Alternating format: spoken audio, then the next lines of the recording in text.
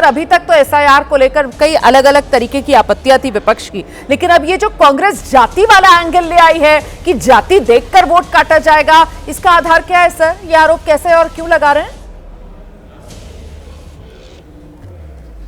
एकदम आरोप नहीं है, सही है, तथ्य है। और देख लीजिए मेरे हाथ में 30 नवंबर 1949 का ऑर्गेनाइजर में छपा हुआ आर्टिकल है आरएसएस का। सबसे पहले फंडामेंटल बात समझ लीजिए, यूनिवर्सल फ्रेंचाइजी जो मिला है उसके लिए बहुत संघर्ष करना पड़ा है। संविधान सभा में डिबेट हुआ था, सवाल ये भी उठा था कि शिक्षा संबंधी कुछ योग्यता होनी चाहिए।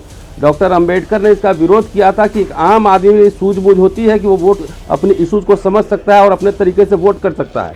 ऑर्गेनाइजर ने पहले ही लिखा है 30 नवंबर में कि यूनिवर्सल फ्रेंचाइजीज के पक्ष में नहीं है, उसके खिलाफ है कि आम लोगों में सोच समझ नहीं होती है बहुत बारीकी समझने की। तो ज्ञानेश कुमार जो है एसआईआर के नाम पर भारत को बांग्लादेश और पाकिस्तान बनाना चाहते हैं। अगर गृह युद्ध होगा तो ये इलेक्शन कमीशन की वजह से होगा। नहीं रतनलाल साहब, रतनलाल जी आप आरोप दोहरा रहे हैं। सर मेरी बात तो सुनिए, मेरी बात तो सुनिए सर, आप ही से पूछ रही हूँ। प्रोफेसर साहब आप ही से पूछ रही हूँ। No sir please hear me out sir, please hear me out.